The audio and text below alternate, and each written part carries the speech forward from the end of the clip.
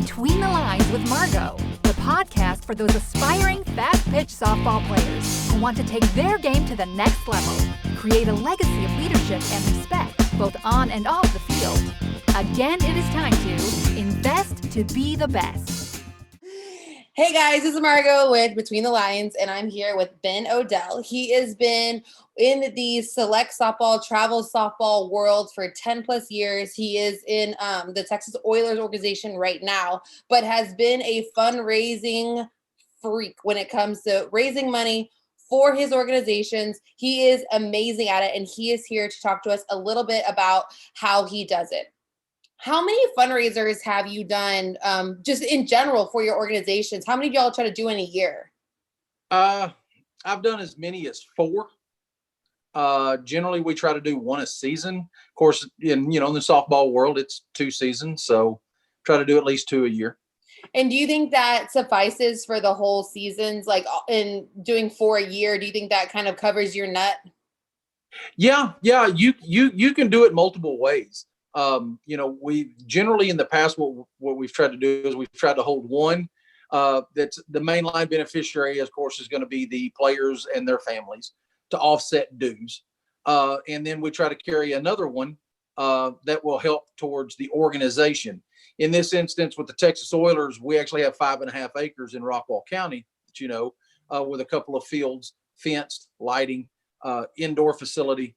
And we try to kind of offset some of those costs of the maintenance, new netting, backstop repairs, just stuff like that. So, yeah, definitely. There is so much upkeep that people don't even know that go into organization. I mean, you're lucky to have fields at a facility that you can use regularly, but a lot of people are having to rent fields from the city or buy their own balls and do all the things, not only just equipment, but uniforms you have to purchase.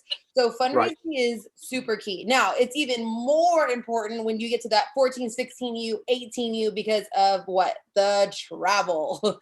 Yes. The travel is brutal on the pocket, right? Because hotels, gas, airfare. I mean, there are some organizations that I know of that are spending $10,000 as a family in a summer to travel, which is crazy. It's crazy. Yeah. And you couple that with the event costs. The event costs seem to, they keep going up more and more and more. Oh, definitely. We're being forced out of the city fields that were more than adequate for years and being pushed to a private, with 6-8 fields on location, and the cost of those are just they just keep going up. Yeah, it's crazy. So out of the fundraisers that you've done, which one has been the most successful? Well, being in the great state of Texas, my 15 gun giveaway has always been the biggest. And of course, you can make it even more. I got the idea from a school district out in East Texas that was literally giving away 52 guns, 1 a week. What they did is they based theirs around the Powerball. They set the prices on the tickets. They sold them all year long. The very next season, every week, based on a Powerball, they were able to give them away. Now, what I've done in the past is I literally try to set it for $20 a ticket, and ask every player, every family, sell 20. And on the flip side, like I said before, every time we've done it, the minimum that each player and family has been able to take is $5 per ticket. So, right off the bat, they're going to make $100, and they can sell as many as they want. Right. I've had several young ladies that sold 50 plus tickets. So what you're saying is, if they buy a ticket and they get pulled, they get a gun. Yes. Yeah. So what we do is I go find a gun store. I'm not going to buy the guns because we all know that we want to be responsible gun owners, right?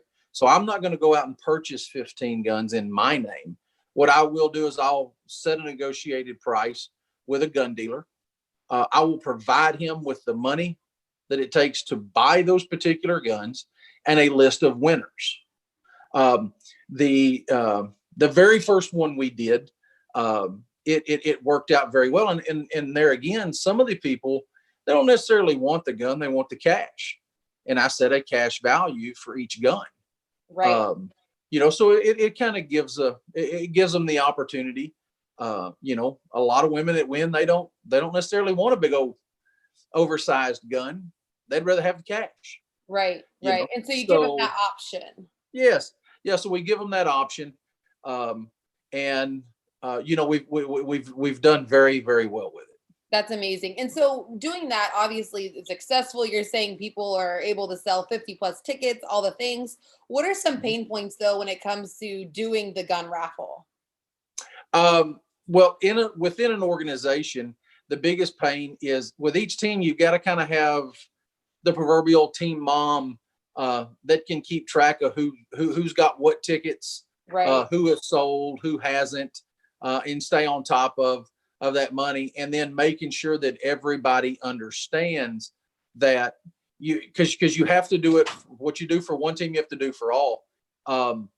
What I've done in the past was everybody turned in every dollar, and we tracked who bought or who sold, their tickets, and could apply through our admin could apply that to their note, to their dues. Oh wow! Okay, that's awesome. Yes, and then there's times that we've done it, and it seems to work out real well. I tell them, look, for every ticket you turn in that you've sold for $20, you're turning in 15, so they're getting the cash.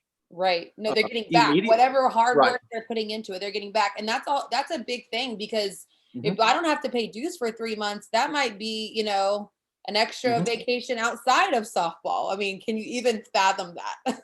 Right. Oh yeah, no doubt. I mean, and that's the deal. Without a big organization on the team level, because I first started doing this just on the team level, it was essentially a 50-50. Gave away 3 guns, did a pistol, a shotgun, and a rifle. We were going to set it up with the gun dealer, and each kid needed to sell, I think at that point was like 15, and I had a magic dream of having $1,000 to buy some new nets and balls, but it was on a 50-50. So they kept $10 of every ticket. We got $10 of every ticket. When it was all said and done, I think everybody made like $650 per person. Yeah, it was kind of crazy. And then we had a little bit left over. We made more than really kind of what we needed. And that's awesome. That's great because there's going to be some times where people can't afford their dues, or you have an outlier cost that you didn't even, take in consideration for the budget. So to have that cushion, or to be able to pre-register for another tournament that you're like, we got to get in this one because this many coaches are going to be there, so that's awesome to have that cushion. Well, yeah. And especially when you're thinking about, we don't know what's going to happen for 2021 and how great it's going to be to travel out of state, go to Colorado, places like that. Right. But, I always looked at it with the opportunity that, I mean, if you literally worked on it with a gun raffle in a short period of time, you literally could put your whole team up. If you sold enough tickets, you could put your whole team up at a hotel for 3 or 4 days to go out to a big national, such as, Colorado, or out to Panama, over in Florida. So there's that one. And then there's another one that puts everyone on a hook. I got to thinking about it for years. Back when I was a kid, we used to do bowl-a-thons. They'd pledge anywhere from 1 cent to 5 cents to 20 cents, whatever it is, per point. So I parlayed that, and I'm like, why can't you do it based on batting average? Right? Or even on base percentage. You come up with a magical formula that these kids can go in, fill out a form. You give them an actual form, and base it off those numbers. Now, the better that child does, the better the fundraiser gets, right? Right. Some people just do a blanket flat, but the thing I've always liked about the gun raffle is it gives them something. In today's times, everybody wants something. Let's be honest, finding sponsors nowadays is pretty difficult. Right. So I had with the batting average and the on base percentage or whatever, maybe strikeouts for pitchers who don't hit. Right. Is it a tournament? Is it just like one tournament that you count that for? Is it the overall season? How do you What I was going to do is I was going to baseline it. When I thought about it, what I was going to do is I was going to baseline it after the first month of events, let everybody get rolling, right? Right. And then actually create another game changer and for the next 2 or 3 events. So everyone started at 0. Now let's see how great you can get, right?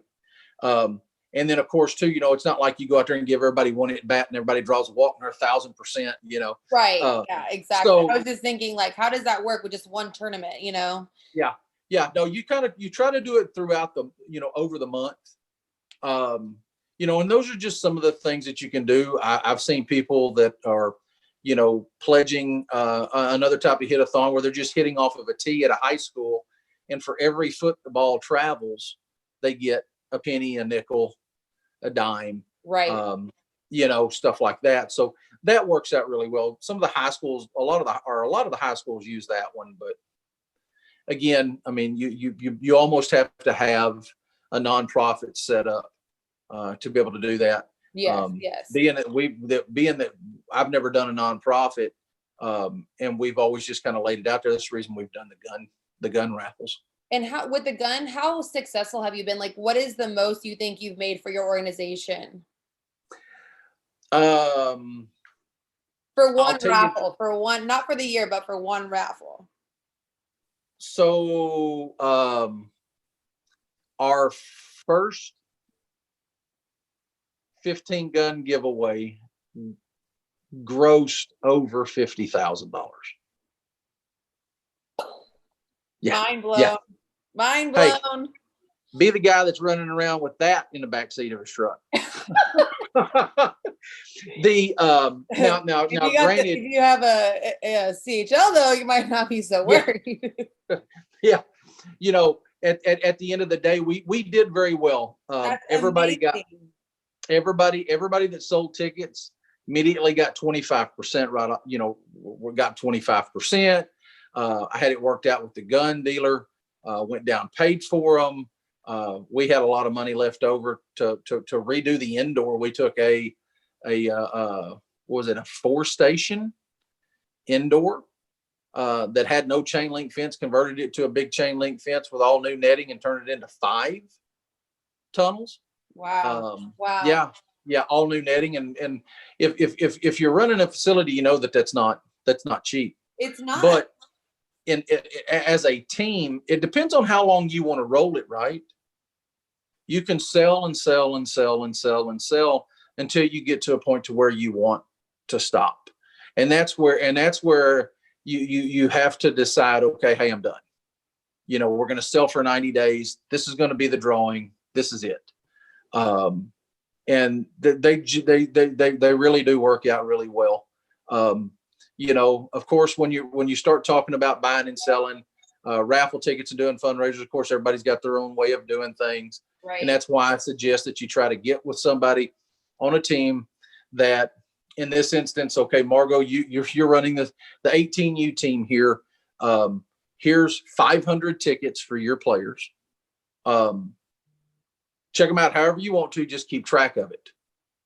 Right. If you want them to return all the money, then you want to divvy it back out for accounting purposes. That's fine.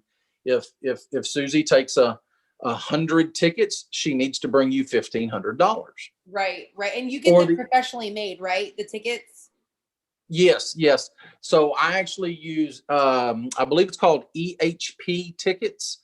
It's online. You can design it yourself. I just get just a cheap generic. I think it might have initial cost for 4,000 tickets was like $140, which is nothing compared to what you profit.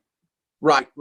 And then you're able to go. Like I said, you can do this by team to team, but you've also got to make sure that everybody's comfortable with the amount of tickets that they've got to sell. Right. I know. I sold them when y'all did it. It was so easy. I mean, it was like, hey, $20, you could win a gun. You could win all these guns because you put the list of the type of guns on the ticket, correct? Yes. Okay.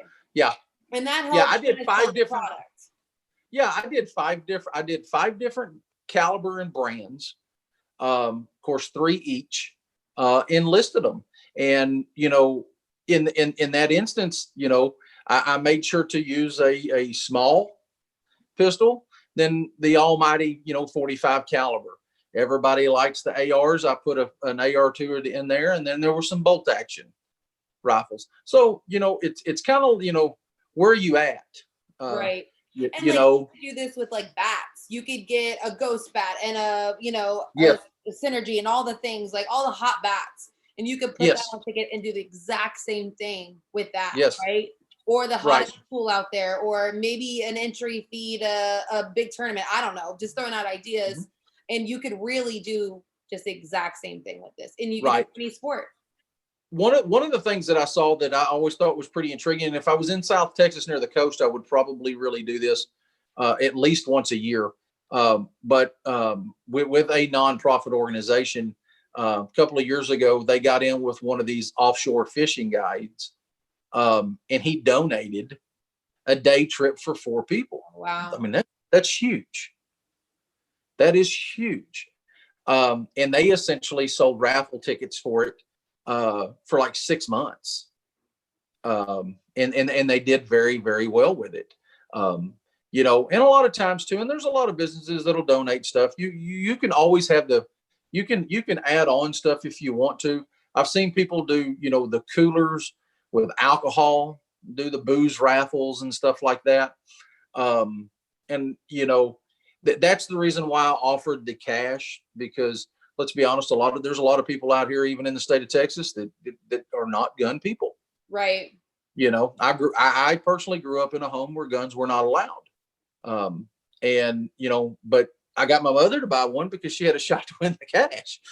So, I think she bought 5 of them, spent $100 and bought 5 of them. Yeah. And that's the good takeaway is if you don't want whatever they're giving out, mm-hmm. It's really just the value amount of whatever you're raffling. Right. And that's the leverage. Right. And that's where it's important to make contact with your winners before you go make the purchase. Because once you pay the gun store, you're not going to get your money back from those guys. So if you've got 15 winners and 3 want the cash, well, then you're just going to go pay for 12 guns. Right. So, and then the rest of them get the cash, and they parlay that to whatever they want, That's awesome. That's amazing. Yeah. But it's always been a lot of fun.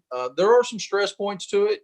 It's mainly kind of like right down there at the end when you're trying to make sure that you got all your tickets accounted for, you've got all the money accounted for, everything like that. Right. So my suggestion is always to make your last day, announce your last day to be, 48 hours before your drawing, because somebody is going to be late. Yes. So they need that extra day. That way you can make sure that it's all in.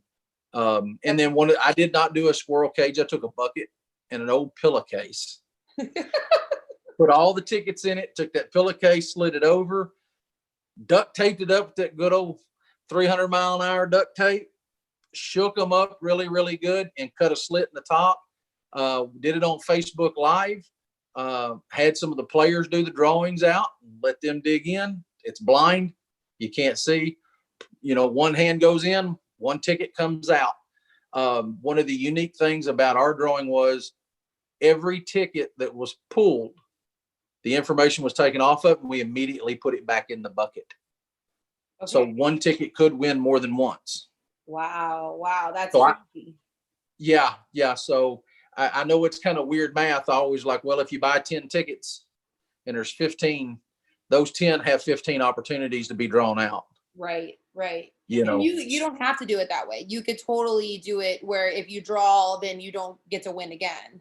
Right. I do like that you did it Facebook Live where, people can be on there and they know it's legit. They know where their money's, went, and they know that, it's not just you picking your favorite 4 players to win the guns. You know what I mean? Yeah. You literally can walk up and read it off and flash it up there, and everybody knows. Yeah. It's that simple. It keeps it that clean. That's awesome. Awesome. Yeah. Well, those are some really great tips on how to fundraise for your team. I mean, $50,000. I mean, what team could not use $50,000, right? Definitely. So thank you so much, Ben, for all your help. This is Margot with Between the Lines. And don't forget to invest to be the best.